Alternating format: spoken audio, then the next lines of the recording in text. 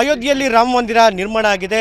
ಈಗಾಗಲೇ ಅದಕ್ಕೆ ಪ್ರಧಾನಿಯವರು ಲೋಕಾರ್ಪಣೆ ಕೂಡ ಈಗ ಮಾಡಿರುವಂಥದ್ದು. ಸೊ ಆ ರಾಮ ಮಂದಿರ ನಿರ್ಮಾಣದಲ್ಲಿ ರಾಮನ ಮೂರ್ತಿಯನ್ನು ಕೆತ್ತಿರುವಂಥದ್ದು ಅರುಣ್ ಯೋಗಿರಾಜ್ ಅವರಿಗೆ ನಮ್ಮ ಜೊತೆ ಇದ್ದಾರೆ. ಸೊ ಅವ್ರ ಜೊತೆ ನೇರವಾಗಿ ಮಾತಾಡುವ. ಸರ್, ಹೇಗೆ ಅನಿಸು ಸರ್ ನಿಮಗೆ ನಾವು ಅಂಥ ಅವಕಾಶ ಸಿಕ್ಕಿದಾಗ? ಸರ್, ಇದು ಅವಕಾಶ ಸಿಕ್ಕಿದ್ದು ನನ್ನ ಜನ್ಮದ ಪುಣ್ಯ ಅಂತ ಹೇಳ್ಬೋದು, ಪ್ರಪಂಚದಲ್ಲಿ ಅದೃಷ್ಟವಂತ ಅಂತ ಹೇಳ್ಬೋದು. ಈ ಮೂರ್ತಿ ಅನ್ನೋದಕ್ಕಿಂತ ನಮ್ಮ ರಾಮರ ಮೇಲಿನ ಪ್ರೀತಿ ಬಹಳ ದೊಡ್ಡದು. ದೇಶಾದ್ಯಂತ ರಾಮ ಭಕ್ತರನ್ನ ಭೇಟಿ ಮಾಡೋ ಅವಕಾಶ, ಎಲ್ಲೆಲ್ಲೂ ನೋಡಿದ್ರೂ ರಾಮರ ಮೇಲಿರೋ ಪ್ರೀತಿ ನನಗೆ ಕಂಡು ಬರ್ತಾ ಇದೆ. ರಾಮರ ಆದರ್ಶಗಳು ನಮ್ಮೆಲ್ಲರಲ್ಲಿ ಕಾಣ್ತಾ ಇದೆ.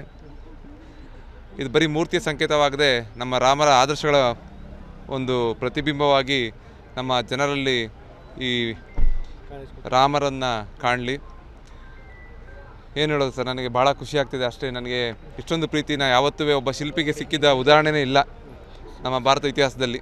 ಸರ್, ಈಗ ನೀವಲ್ಲಿ ಮೂರ್ತಿ ನಿಮ್ಮ ಆಯ್ಕೆ ಆದಾಗ ಆಗಂತ ಖುಷಿ ಹೆಂಗಿತ್ತು ಸರ್? ಅದಲ್ಲದೆ ನೀವು ಮಾಡಿದ ಮೂರ್ತಿ ಒಂದು ರೀತಿ ಇತ್ತು, ಅಲ್ಲಿ ಪ್ರತಿಷ್ಠಾಪನೆ ನಂತರ ಒಂದು ಮೂರ್ತಿ ಆದ ಬದಲಾವಣೆ ಹೆಂಗಿತ್ತು ಸರ್ ನಿಮಗೆ? ನಾನು ಎಲ್ಲ ಕಡೆ ಹೇಳ್ತಾ ಬರ್ತಾ ಇದ್ದೀನಿ, ಮೂರ್ತಿ ಅದು ನಾವು ಮಾಡ್ತೀವಿ ಅನ್ನೋದು ಭಾಳ ಸುಳ್ಳು ಸರ್. ಅವರೇ ಮಾಡಿಸ್ಕೊಬೇಕು, ಪ್ರತಿಯೊಂದನ್ನು ಅವರೇ ಮಾಡಿಸ್ಕೊತಾರೆ. ಒಬ್ಬ ಬಾಲಕನಾಗಿ ಒಬ್ಬ ಮನುಷ್ಯ ಮಾಡಿದ ಕೂಡಲೇ ಒಂದು ಕಲ್ಲು ವಿಗ್ರಹ ದೇವರಾಗುತ್ತೆ ಅಂತ ಸುಳ್ಳು. ಅವರೇ ಮಾಡಿಸ್ಕೊಬೇಕು. ಅದನ್ನು ನಮಗೆ ಏನು ಬೇಕು, ಅವ್ರಿಗೇನು ಬೇಕು ಅನ್ನೋದನ್ನು ನಮ್ಮ ಮುಖಾಂತರ ಮಾಡಿಸ್ಕೊತಾರೆ ಅಂತ ನನ್ನ ಭಾವನೆ.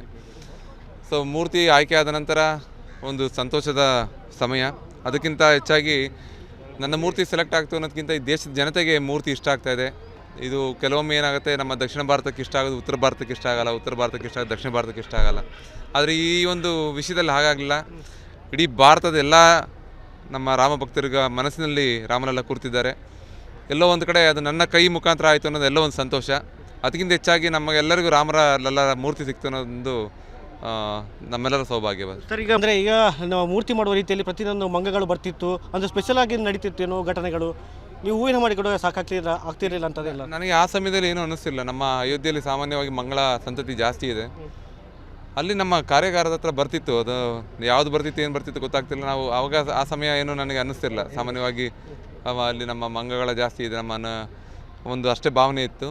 ಬಟ್ ದಿನನಿತ್ಯ ನಮಗೆ ಒಂದು ಬಂದು ಹೋಗುವಂಥದ್ದು, ನಮ್ಮ ಬಾಗಿಲು ತೆಗೆಯುವಂಥದ್ದು ನಡೀತಿತ್ತು ಅಷ್ಟೇ ಸರ್.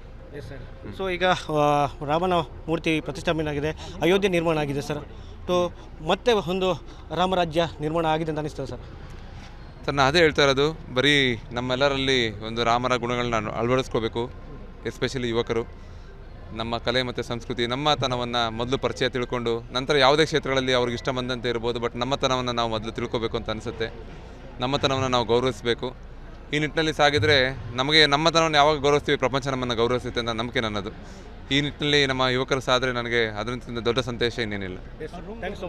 Thank you. ಸೊ ಇದು ಅರುಣ್ ಯೋಗಿರಾಜ್ ಅವರ ಮಾತು. ಕ್ಯಾಮರಾ ಪರ್ಸನ್ ಗಿರೀಶ್ ನಾಗ್, ಭರತರಾಜ್ ಕಲರ್ಕ, ಏಷ್ಯಾನೆಟ್ ಸುವರ್ಣ ನ್ಯೂಸ್, ಕಾರವಾರ.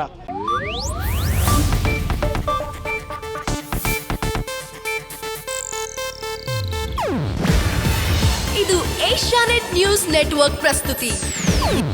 ನೀವು ನೋಡ್ತಿದ್ದೀರಾ ಏಷ್ಯಾನೆಟ್ ಸುವರ್ಣ ನ್ಯೂಸ್.